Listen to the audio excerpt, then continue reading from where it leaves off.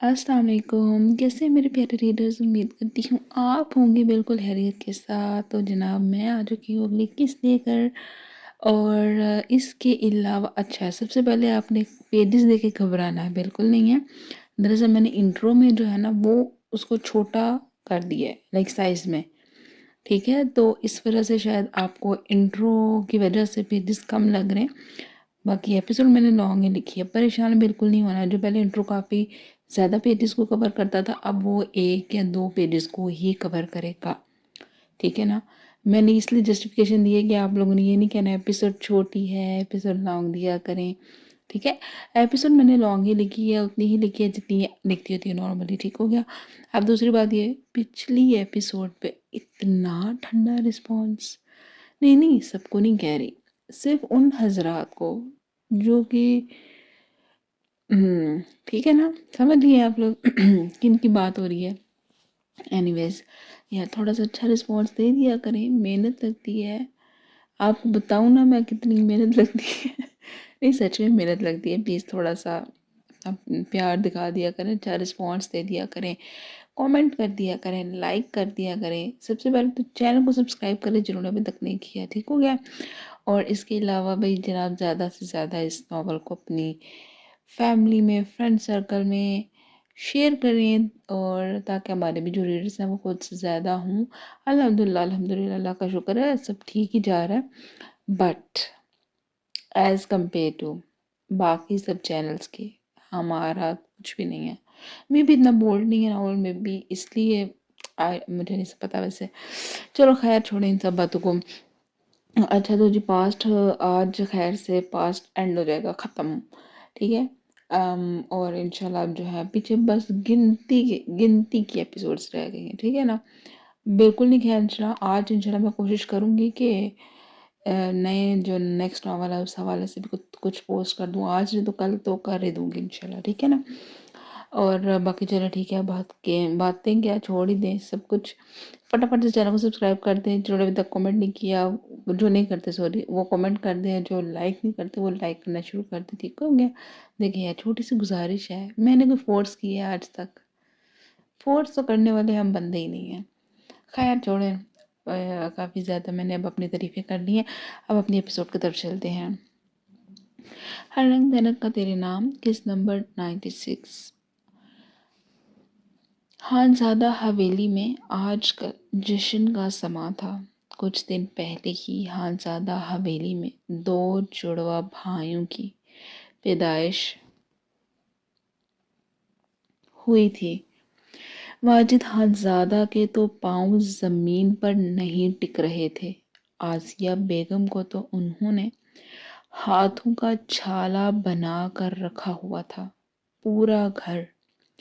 پورا گھر مہمانوں کی وجہ سے بھرا رہتا تھا، اور پورے گھر والوں کی توجہ ان 2 ننھے وجودوں نے اپنی جانب مبذول کروا لی تھی۔ ایسے میں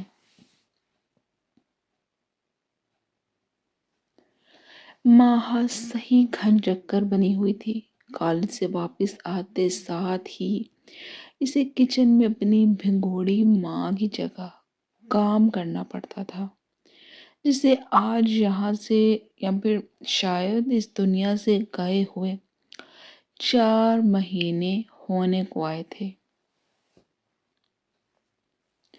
ماں کے ہوتے ہوئے ان دونوں بہنوں کی زندگی، ان کی چھوٹی سی دنیا بے حد خوشگوار تھی۔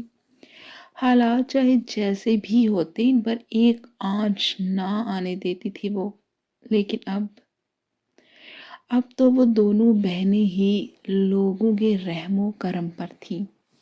باپ تھا کہ جس نے مڑ کر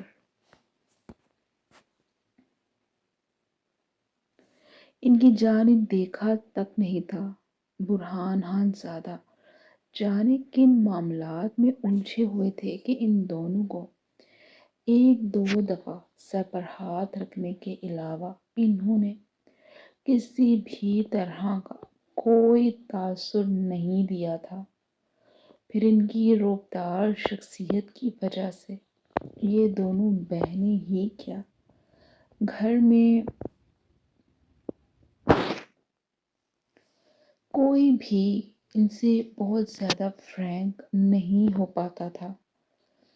فہمیدہ بیگم کی ہاں بھی خوشخبری تھی، پھر دن بھی آخری چل رہے تھے، اس وجہ سے وہ بھی بہترین دوست کی اولاد سے کچھ وقت کے لیے ہی صحیح دور رہنے پر مجبور تھی۔ ماہا ابھی ہال میں لوگوں کو چائے وغیرہ دے کر واپس کچن میں آئی تھی۔ آنکھوں میں جانے آج کتنے ہی دنوں کے بعد اپنے باپ کو دور سے دیکھ کر نمی سی جمع ہونے لگی تھی۔ کچن کے شیلف کو تھامے اپنی آنکھیں سختی سے نیچے، وہ اپنی آنکھوں میں جمع ہوتے پانی کو اپنے اندر اتارنے لگی تھی۔ کسی کی زندگی میں کوئی فرق نہیں پڑا تھا اور ان دونوں بہنوں کی زندگیاں ہی اندھیروں کی نظر کر دی گئی تھی۔ ماہا بچے، آپ ٹھیک ہیں؟ نگہت بیگم کی آواز اس کے کانوں میں گونجی تو فوراً سے پہلے وہ اپنی آنکھیں رگڑتی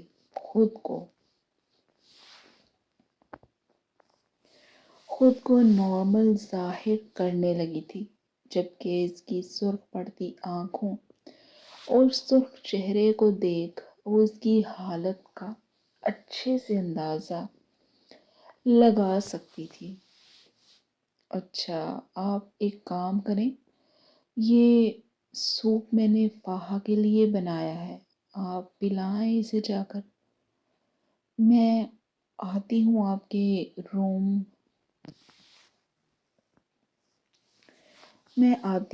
کے روم میں۔ وہ اسے حوصلہ اور تسلی دے کر اس کا بھرم نہیں توڑنا چاہتی تھی، جو کہ جانے کیسے اپنی ٹوٹی بکھری حالت کو سمیٹے ہوئے تھی۔ نگہت بیگم کا یہ کہنا تھا کہ ماہا ان کے سینے کے ساتھ لگتی پھوٹ پھوٹ کر رو دی تھی۔ مجھ سے نہیں ہو رہا تھا عیسائیں، میں تھک رہی ہوں، جبکہ اس کے لفظوں میں موجود دکھ محسوس کرتے نگہت بیگم کی اپنی آنکھیں بھر آئی تھیں۔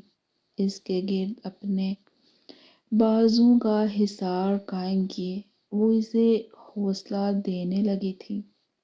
اچھا چلو، بس روتے نہیں ہیں، میں ہوں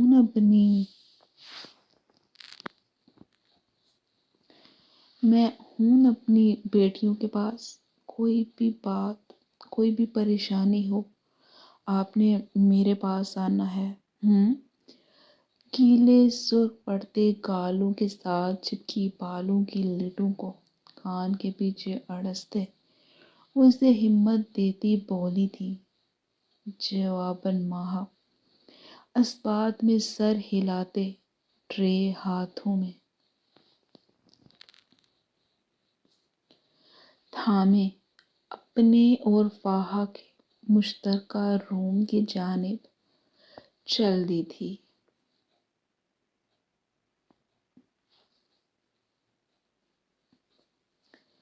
تقریباً 4 ماہ ہونے کو آئے تھے۔ نینا زادہ اور سید جبران کا کوئی اتا پتہ نہیں چلا تھا۔ شاہ حویلی میں تو شاید ہمیشہ کے لیے ہی صف ماتم بچھ چکا ہوتا، اگر جو سید عامر شاہ کے ہاں عائد شاہ کی پیدائش نہ ہوئی ہوتی۔ سید کمال شاہ نے جب پہلی بار اپنی پوتی کو اپنے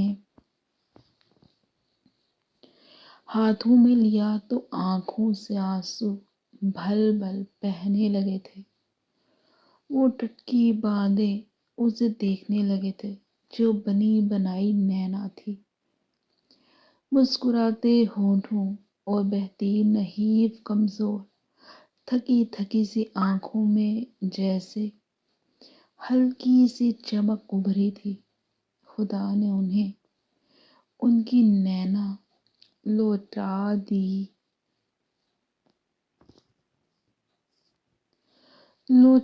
دی تھی۔ وہ گھر کے ہر فرد کو باری باری مخاطب کرتے، عائشہ اور نینا کی مشابہت کا بار بار ذکر کرتے تو سب ہی ان کے جذبات کو سمجھتے، مسکراتے، اس بات میں سر ہلا دیتے تھے۔ پھر جہاں وہ سید کمال شاہ کی لاڈلی بن گئی تھی، وہیں سید عامر شاہ اور سید امین شاہ کی جان بنی تھی۔ یہاں تک کہ بالاج اور زاویار بھی جیسے اس ننھی سی گڑیا کو پا کر اچھلتے کودتے پھرتے، غرض وہ سب کی آنکھ کا تارا تھی، ہر ایک کو دل سے عزیز تھی اور بے حد عزیز تھی۔ خدا نے انہیں ایک بار پھر سے نینا سے نوازا تھا، تو اس بار وہ کوئی بھی حماقت، کوئی بھی لاپرواہی نہیں کرنے والے تھے۔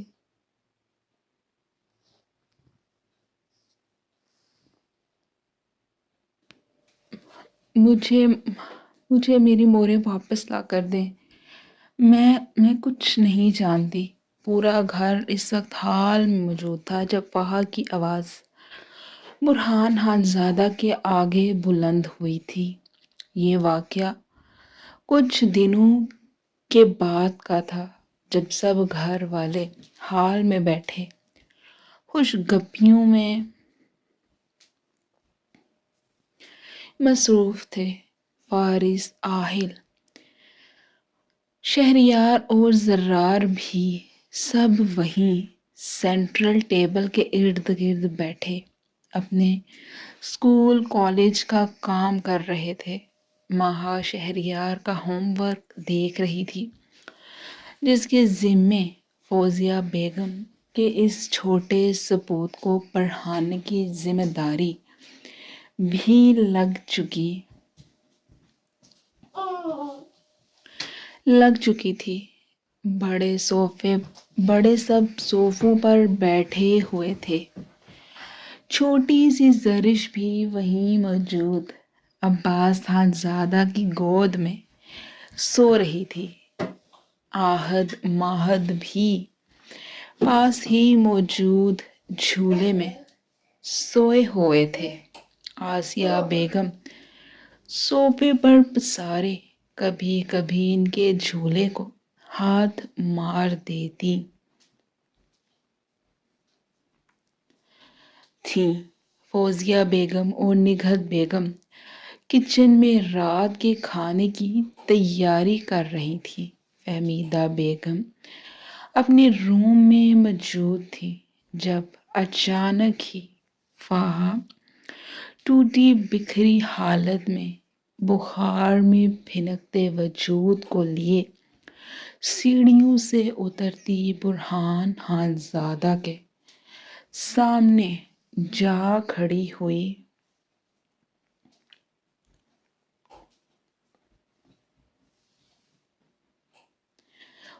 تھی۔ تمیز سے بات کرو۔ یہ واجد خان زادہ تھے جن سے اپنے باپ کی اتنی سی بے عزتی برداشت نہیں ہوئی تھی۔ باقی سب بھی اپنا ہر مشغلہ چھوڑے ان کی جانب متوجہ تھے۔ فارس خان زادہ تو فاحہ کے گالوں پر بہتے آنسوؤں پر اپنی نظریں جمائے ہوئے تھے، جس کا پورا وجود کانپ رہا تھا، لیکن اپنی رہی سہی ہمت جمع کرتی، وہ اب اپنے باپ کی جانب مڑی تھی۔ نہیں کروں گی تمیز سے بات میری مورے کے ساتھ۔ آپ نے کون سا تمیز رکھی تھی؟ کہاں بھیجا ہے آپ نے انہیں؟ بتائیں مجھے۔ جس بات کا آغاز غصے اور ضد سے کیا گیا تھا، اس کا اختتام اس کی بھاری آواز پر ہوا تھا۔ فہد چلو روم میں۔ ماہا فوراً سے شہریار کی کاپی ٹیبل پر رکھتی اپنی بہن کی جانب بڑھی تھی۔ نہیں آپا، میں کہیں نہیں جاؤں گی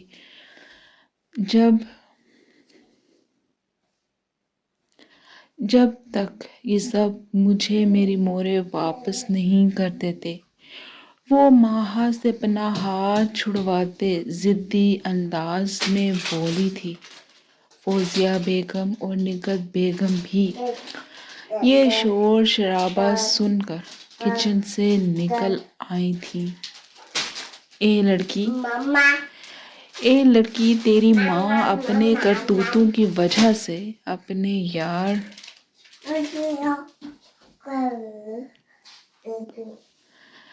یار کے ساتھ یہاں سے نکالی گئی ہے۔ زیادہ ہمارے سروں پر مت ناچو اب تم۔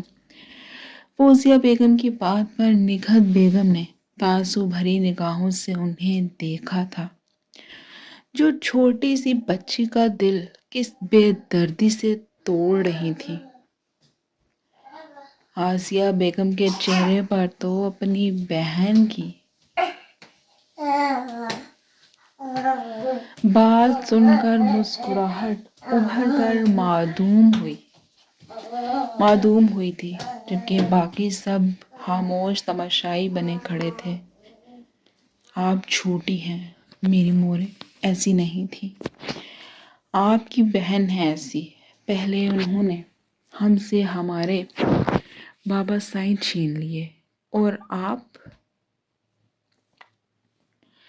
اب آپ سب نے مل کر میری مورے کو یہاں سے نکال دیا ہے۔ وہ اب کی بار اپنی ماں پر یہ الزام برداشت نہ کر سکی تو روتے ہوئے باری باری سب کی جانب اپنی چھوٹی سی انگلی سے اشارہ کرتی بولی تھی، زبان سنبھالو اپنی۔ یہ کیا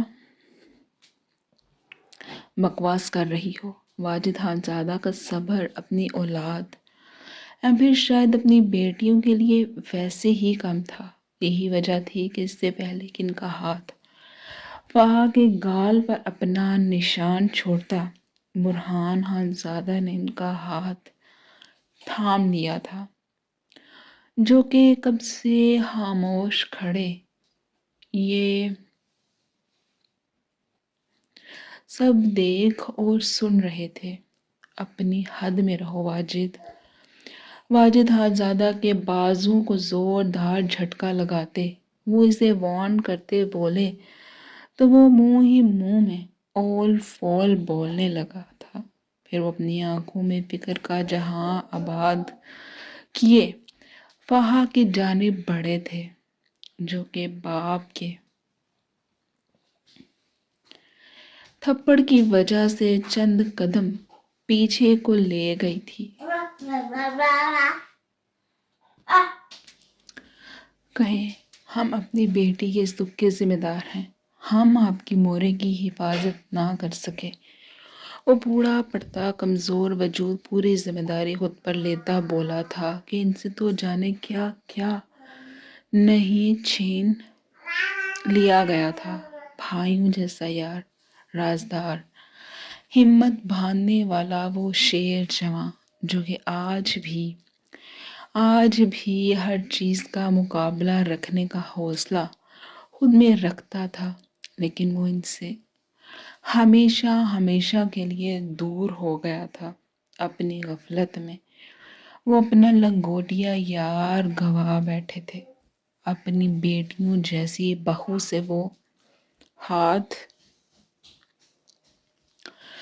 دھو بیٹھے تھے۔ اپنی پوتیوں کو، اپنے ہی خون کو وہ یتیم کر بیٹھے تھے۔ ان کا تو اپنا غم ہی ختم ہونے میں نہیں آ رہا تھا۔ کاش وہ اس دن شکار پر نہ جاتے تو شاید آج جو حالات بن چکے تھے ان پر قابو پا لیا جاتا۔ دادا جان، مجھ سے نہیں رہا جا رہا مورے کے بنا۔ میری ان آنکھوں کو وہ نظر نہیں آ رہی تو میرا دل بیٹھ رہا ہے، میرا دم گھٹ رہا ہے کیونکہ مجھے ان کی خوشبو نہیں محسوس ہو رہی۔ دادا جان پلیز آپ انہیں واپس لے آئے نا، نہیں تو ہمیں اپنے بہتے آنسوؤں کو صاف کرتی وہ 2 منٹ کے لیے رکی تھی۔ آپ مجھے اور ماہا آپا کو ان کے پاس لے جائیں۔ برہان حالزادہ کا نحیف ہاتھ اپنے چھوٹے چھوٹے ہاتھوں میں تھامے، وہ آنکھوں میں نمکین پانی اور امید ایک ساتھ لیے بہتوں کو قابل رحم لگی تھی۔ ایسا ممکن نہیں ہے میرے بچے۔ اس کے سر پر ہاتھ رکھے تو وہ بمشکل ہی یہ چند الفاظ ادا کر پائے تھے۔ کیوں؟ جب باقی سب کو سب مل سکتا ہے تو ہمیں کیوں نہیں دادا جان؟ ان سب کے پاس ماں اور باپ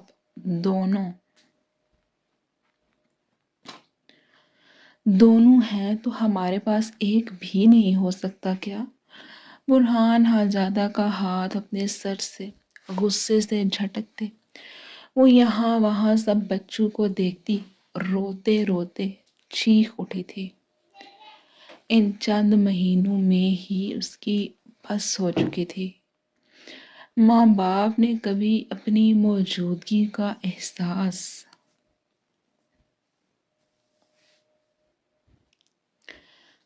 تک نہیں کروایا تھا، اور ایک ماں تھی جس کو بھی ان سب نے جانے کہاں بھیج دیا تھا۔ وہاں بچے سنبھالے خود کو۔ نگہت بیگم نے آگے بڑھ کر اسے تھامنا چاہا تو ان کا ہاتھ بھی جھٹکتی نفی میں سر ہلاتی ان سے دور ہوئی تھی۔ وہ دیکھیں، وہ کتنی لکی ہے نا آپا۔ ماہا کا بازو تھامے وہ عباس حالزادہ کی گود میں موجود زرش کی جانب اشارہ کرتی بولی تو ماہا نے ناسمجھی سے دیکھا تھا۔ وہ اپنے بابا کے کتنے پاس ہے نا، اور وہ دیکھو۔ اب کی بار پانی سے بھری آنکھیں جھلک پڑی تھی، جبکہ لہجے میں حسرتوں کا جہاں تھا۔ زرش کی طرف سے ہوتی اب اس کی انگلی ماہد اور آہد کی جانب تھی، جبکہ ماہا کے ساتھ ساتھ باقی سب بھی جیسے اس کی ایک ایک حرکت پر گہری نظر ٹکائے ہوئے تھے۔ وہ ان کے پاس بھی ان کی موریں ہیں آپا،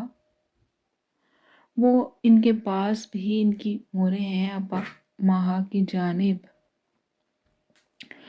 دیکھتی وہ بولی تو ماہا کا اپنا دل پھٹنے لگا تھا۔ ماہا پلیز بس کر دو، چلو روم میں چلتے ہیں۔ اب کی بار تو ماہا بھی اپنی بہن کی بکھری حالت پر اپنے آنسوؤں پر قابو نہ رکھ سکی تھی۔ ماہا کا ہاتھ تھامے وہ التجائیہ انداز میں بولتی، اس کا بازو کھینچتے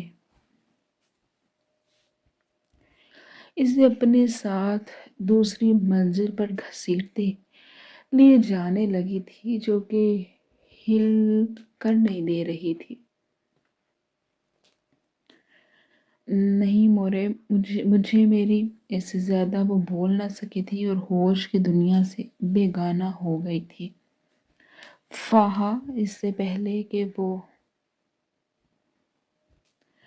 زمین بوس ہوتی، کچھ ماہانہ کچھ پاس کھڑے پارس نے آگے بڑھ کر اسے تھاما تھا، جو کہ کب سے اس کے کانپتے وجود کو دیکھتا خود بھی پریشان ہو رہا تھا۔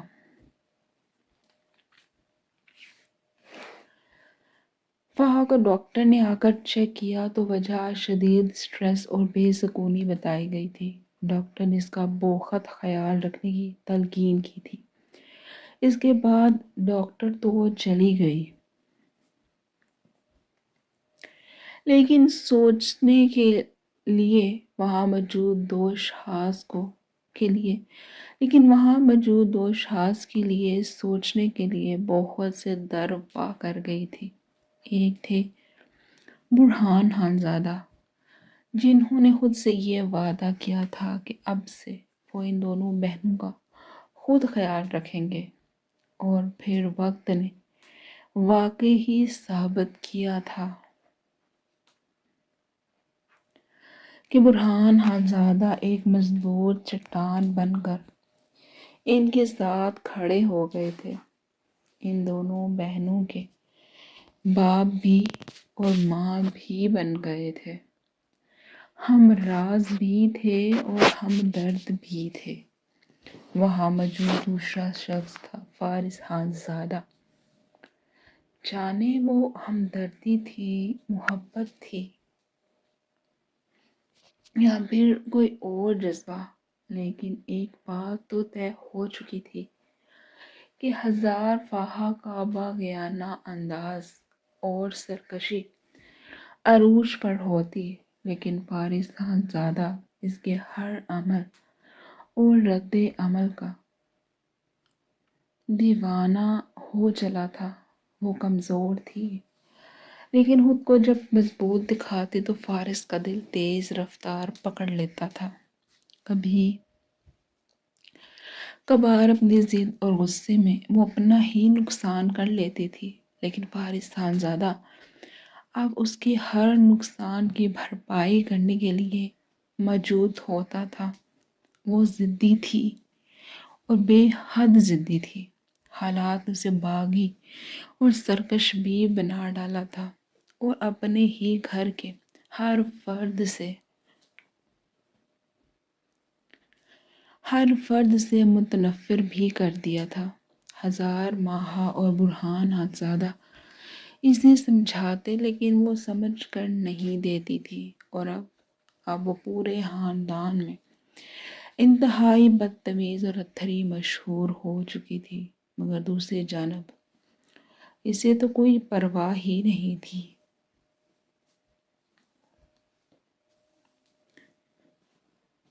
سب ہی جوانی میں قدم رکھ چکے تھے۔ ماہا کا آئے روز کوئی نہ کوئی رشتہ آیا ہوتا۔ مسئلہ ماہا میں نہیں تھا، بلکہ برہان خانزادہ کو اپنی پوتی کے لیے کوئی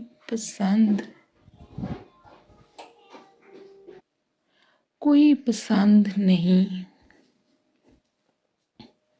آ رہا تھا، جس پر معمول کے مطابق فوزیہ بیگم اور آسیہ بیگم منہ ہی منہ میں بڑبڑانے لگتی، جیسے اس کے لیے تو آسمان سے کوئی اترے گا۔ ماہا جب اس طرح کے الفاظ سنتی تو خاموش ہو جاتی تھی، لیکن باقی سب کو تو اب ان کے اس رویے کی عادت ہو گئی تھی۔ وقت نے پھر سے ثابت کیا تھا کہ نینا خانزادہ ان خانزادوں کا سب سے بڑا خسارہ تھی۔ کم از کم واجد خانزادہ تو یہ بات بہت پہلے ہی محسوس کر چکے تھے۔ وہ اپنا نقصان خود اپنے ہاتھوں سے کر چکا ہے، لیکن اب ان سب کے پاس پچھتاوا اور صرف پچھتاوا باقی تھا۔ سب معمول جیسا ہی تو تھا۔ رشتے والے دوپہر میں آئے تھے اور شام میں برہان خانزادہ انکار کر چکے تھے، لیکن نہیں، کچھ الگ ہوا تھا آج، جس نے ماہا کو ہلا کر رکھ دیا تھا، کیونکہ شہریار خانزادہ نے اسے پرپوز کیا تھا۔ وہ ہک دھک ہی تو رہ گئی تھی۔ یہ کیا ہو گیا تھا؟ وہ نیچے جانے کے لیے ریڈی ہو رہی تھی جب وہ اس کے پاس آیا تھا اور اس کی دنیا ہلا کر چلا گیا تھا۔ اپنی ضد پر اڑا وہ ماہا سے تھپڑ بھی کھا چکا تھا۔ پھر ماہا وہ مہمانوں کے پاس چلی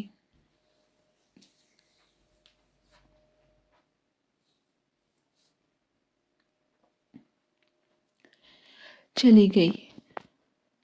لیکن اب مہمانوں کے جانے کے بعد جب وہ اپنے روم میں آئے تو بکھرا بکھرا بخار میں بھنکتا شہریار پہلے سے ہی اس کے روم میں موجود تھا اور وہ اسے دیکھ ٹھٹک کر روکی تھی۔ تم یہاں کیا کر رہے ہو؟ جاؤ اپنے روم میں۔ بنا اس کی جانب مزید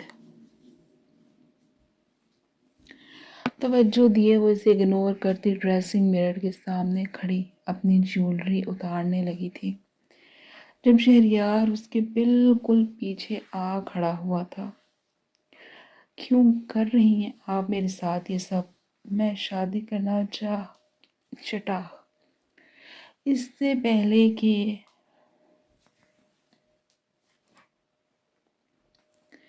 شہریار کی بات پوری ہوتی ماہا اس کے منہ پر زوردار تھپڑ مار چکی تھی۔ جانے پچھلے کتنے ہی دنوں سے وہ اس کی ان حرکتوں کو اگنور کر رہی تھی، جس نے پہلے تو اسے روز آتے پرپوزلز کو انکار کرنے کا کہا، جبکہ ماں نے اس کے بھائیوں والی فکر جان کر مسکراتے اسے اگنور کیا تھا، لیکن آج تو حد ہی ہو گئی تھی۔ اس کے روم میں آ کر وہ باہر تک جانے نہیں دے رہا تھا۔ اسی چکر میں وہ ماہا سے ایک تھپڑ بھی کھا چکا تھا، لیکن اب جب وہ واپس آئے تو پھر یہاں موجود تھا۔ ماہا نے بہت ضبط کا مظاہرہ کیا تھا، لیکن ایک بار پھر سے وہ اس کے سامنے کھڑا اس کا ضبط آزمانے آ چکا تھا، جس پر وہ اپنے آپ پر کنٹرول نہ رکھ سکی، اور اس کا ہاتھ ایک دفعہ پھر سے اس پر اٹھ گیا تھا، جس پر شہریار 2 سیکنڈ کے لیے ساکت ہوا تھا۔ مار لیں، یہ لیں، اس کال پر پھر سے مار لیں، لیکن آپ کو میں کسی اور کے حوالے نہیں کروں گا۔ وہ اپنا دوسرا گال بھی اس کے آگے کرتا بولا تو ماہا اپنا نچلا ہونٹوں میں دبائے آنکھوں میں نمی لیے اس ٹھیٹھو کے سردار کو دیکھنے لگی تھی۔ شہری، تمہیں کیا ہو گیا ہے؟ کیوں میری زندگی مزید مشکل کر رہے ہو؟ کچھ وقت کے بعد وہ کچھ بولنے کے قابل ہوئی تھی۔ میں کچھ نہیں جانتا، آپ بس میری ہیں، صرف اور صرف۔ شہریار خانزادہ کی بھاڑ میں جاؤ تم۔ ماہا کے سمجھانے کے باوجود بھی وہ جب نہیں مانا تو ماہا اسے پیچھے دروازے کی جانب دھکا دے گئی تھی۔ نکلو یہاں سے، اب مجھے اپنی شکل نہ دکھانا، اور میری بھی ایک بات یاد رکھو، اپنے ذہن سے یہ فضولیات جتنی جلدی ہو سکے نکال دو۔ وہ اسے دھکے دے کر اپنے روم سے نکال چکا تھا۔ کچھ دیر تو وہ بند دروازے کو دیکھتا رہا، لیکن پھر وہ سیدھا برہان خانزادہ کے پاس گیا تھا۔ ماہا کو اپنی محبت میں کچھ نہ کہہ سکا تھا، لیکن برہان خانزادہ سے وہ وعدہ لینے میں کامیاب ہو گیا تھا، جن کو اب اس کی طبیعت خرابی کی اصل وجہ سمجھ آئی تھی۔ انہیں اب سمجھ آیا تھا کہ شہریار خانزادہ ایک دم بیمار کیوں پڑ گیا تھا۔ انہیں اب سمجھ آیا تھا کہ وہ کیوں اسٹڈی کے لیے باہر نہیں جا رہا تھا، حالانکہ اس کے جانے کی ساری تیاری ہو چکی تھی۔ انہیں اب سمجھ آئی تھی کہ وہ جو ڈاکٹر بننے کا جنون خود میں رکھتا تھا، وہ کیوں ایک دم ٹھنڈا پڑ گیا تھا۔ اس کی ضد کو دیکھ وہ اتنا تو سمجھ چکے تھے کہ اپنی ضد وہ تب تک نہیں چھوڑے گا جب تک اس کی بات مان نہیں لی جاتی۔ برہان خانزادہ کو بھی یہی لگا تھا کہ یہ سب اس کا بچپنا تھا، اور جب وہ پڑھ لکھ کر باشعور ہو کر واپس آئے گا تو یقیناً اپنی اس بے وقوفی اور بچپنے پر ہنسے گا۔ اسے بہلانے کے لیے خامی بھر چکے تھے۔ پھر وہ خاموشی سے چلا گیا، ماہا سے تو ملا تک نہیں تھا۔ صبح جب وہ اٹھی تو فاحہ کے ذریعے سے اس کی جانے کی خبر ملی تھی، جس پر وہ حیران ہوئی تھی، لیکن پھر گہری سانس بھرتی وہ سر جھٹک کر رہ گئی۔ یہی اس کے لیے اچھا تھا کہ وہ یہاں سے جا چکا تھا، لیکن ماہا ہی کیا باقی ہر کوئی بھی اس بات سے ناواقف تھا کہ وہ بے شک بچہ تھا، لیکن اس کے جذبات ماہا کے لیے کھرے تھے۔ پھر وہ واقعی اپنی کہیں پر پورا اترا تھا۔ ان سالوں میں اس نے ماہا سے کوئی کسی قسم کی بات نہیں کی تھی، لیکن جب وہ واپس آیا تھا تو پورے حق سے اپنی محبت کو اپنے نام کر چکا تھا۔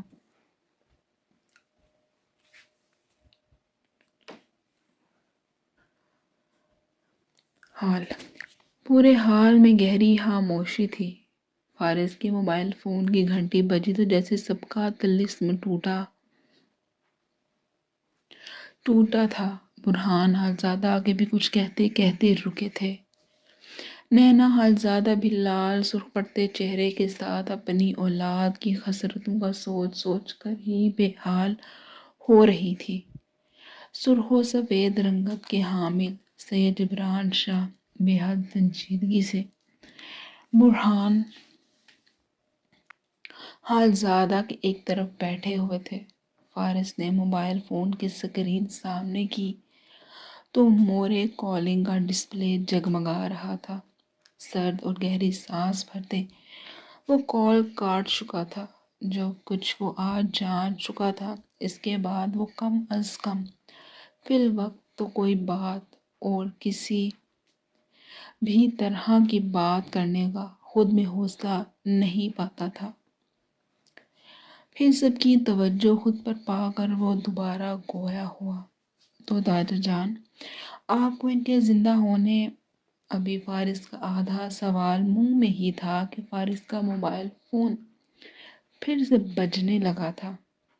فارس بچے، کال پک کر لیں، وہ پریشان ہو رہی ہوں گی۔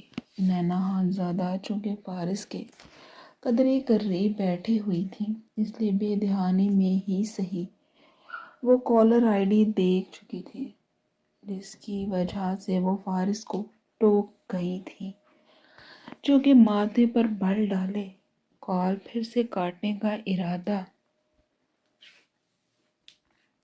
رکھتا تھا اور رکنے پر مجبور ہوا۔ نینا حالزادہ کے ٹوکنے پر رکنے پر مجبور ہوا تھا۔ پھر وہ اس عظیم عورت کو دیکھ کر رہ گیا، جو کتنا کچھ ہونے کے باوجود بھی تک نہ صرف خاموش تھی بلکہ اپنے ہی دشمن کی فکر میں مبتلا بھی تھی۔ انسان کو اتنا اچھا بھی نہیں ہونا چاہیے۔ فارس محض سوچ ہی سکا تھا، یہ دنیا اچھے لوگوں کے لیے تھی ہی نہیں۔ پھر وہ اس بات میں سر ہلاتا کال پک کر گیا۔ دوسری جانب سے فوزیہ بیگم اس کی واپسی اور اس وقت کہاں کے متعلق پوچھنے لگی تھی، جس پر وہ انہیں بنا کسی بھی طرح کا کوئی کلو دیے ان کی تسلی کرواتا کال بند کر گیا تھا۔ دادا جان، مجھے لگتا ہے ہمیں اب چلنا چاہیے، وقت کافی ہو چکا ہے۔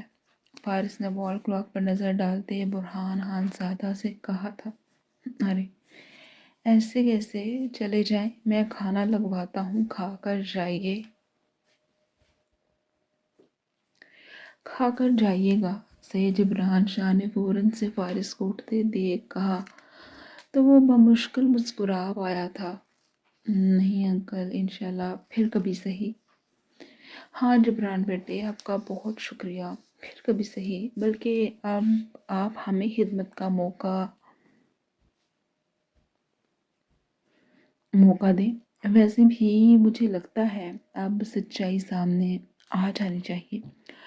برہان حالزادہ نے فارس کی ہاں میں ہاں ملاتے کہتے ساتھ ہی اجازت بھی لی تھی، جس پر سید جبران شاہ ایک نظر نینا کو سنجیدگی سے دیکھ کر اس بات میں سر ہلاتے ان سے ملنے لگے تھے۔ اس کے بعد سب ان سے اجازت لیتے واپسی کا سفر طے کرنے لگے، جبکہ سب کے دل بے حد بوجھل اور افسردہ تھے۔ فارس خانزادہ عجیب سی خاموشی کو خود کے اندر اترتا محسوس کرنے لگا، پھر گہری سانس بھرتا وہ سر جھٹکتا اپنی توجہ ڈرائیونگ کی جانب مبذول کر گیا، جبکہ اس کے ساتھ بیٹھے برہان خانزادہ اور پیچھے بیٹھے نینا خانزادہ بھی اپنی اپنی سوچوں میں گم تھے۔ یہ سب کیا ہے؟ ہیرا فریش ہو کر باہر نکلی تو بالاج کی بے حد سنجیدہ آواز نے اس کے قدم روکے تھے۔ وہ جو اپنے ہی دھیان میں گیلے بالوں میں ٹاول پھیرتی ڈریسنگ مرر کی جانب بڑھ رہی تھی، ٹھٹک کر رخ بالاج کی جانب موڑنے پر مجبور ہوئی تھی کہ میڈیسن کے جب نظر بالاج کے ہاتھوں میں موجود میڈیسن پر پڑی تھی، ایک نظر میڈیسن کے پیکٹ کو دیکھ وہ بالاج کا چہرہ دیکھنے پر مجبور ہوئی تھی، جو کہ ضرورت سے زیادہ ہی لال پڑ رہا تھا۔ وہ گرے شرٹ اور پینٹ میں ملبوس، ماتھے پر بکھرے بالوں کے ساتھ ہسپتال جانے کی آدھی تیاری کر چکا تھا، بال بنانا بھی باقی تھے۔ جب ڈریسنگ مرر میں ابھرتے پیچھے کے منظر نے اس کے ماتھے پر بل ڈالے تھے، جہاں سائڈ ٹیبل پر پڑی میڈیسن نے اس کے ماتھے پر بل ڈالے تھے، ساتھ پڑا خالی پانی کا گلاس اسے بہت کچھ سمجھا گیا تھا۔ وہ جب صبح اٹھا تو ہیرا سو رہی تھی، پھر جب وہ فریش ہو کر واپس آیا تو وہ محترمہ تک اٹھ چکی تھی اور الماری سے اپنے لیے کپڑے نکالے بنا کوئی بات کہے واش روم میں جا بند ہوئی، اور اس وقت جب وہ باہر نکلی تو بالاج نے اسے جا لیا تھا۔ ابھی اس نے اسے کل ہی تو سمجھایا تھا کہ اسے اولاد چاہیے تھی، لیکن اس کے باوجود بھی ہیرا پاس نہیں آئی تھی۔ یہی بات اس کا خون کھولانے کو کافی تھی، لیکن اصل تب تو اسے تب چڑھی جب ہیرا بنا کوئی جواب دیے رخ پھیرے آگے بڑھنے لگی۔ میں کیا بکواس کر رہا ہوں؟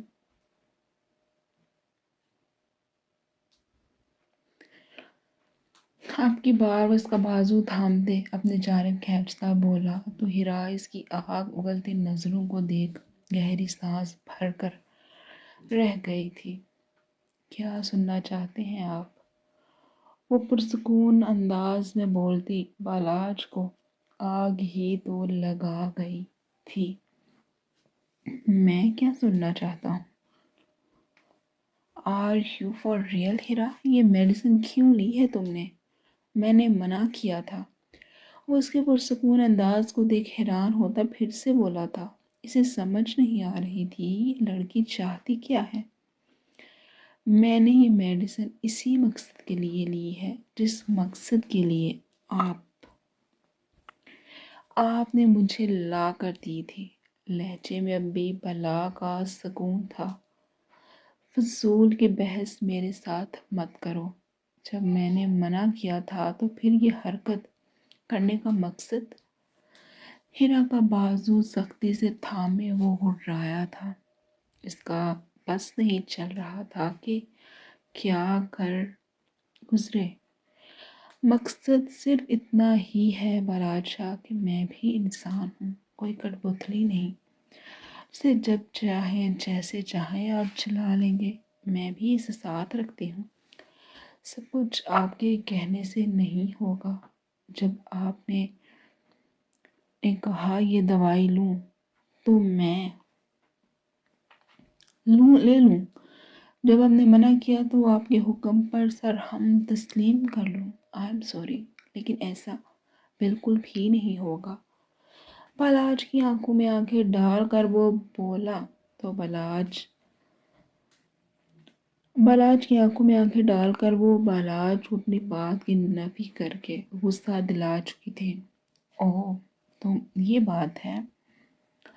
تو ہیرا میڈم میری بھی ایک بات اپنے اس چھوٹے سے دماغ میں بٹھا لو، مجھے اپنی اولاد چاہیے اور تم سے ہی چاہیے، اس لیے آج کے بعد یہ میڈیسن مجھے یہاں نظر آئی تو انجام کے لیے بھی تیار رہنا۔ ہاتھ میں تھاما میڈیسن کا پیک، وہ ڈسٹ بن میں پھینکتا، ہیرا کو بیڈ پر دھکا دیتا، تنتناتا روم سے نکل گیا تو ہیرا جو کہ بیڈ پر اوندے گری ہوئی تھی فوراً سے سیدھی ہوئی تھی۔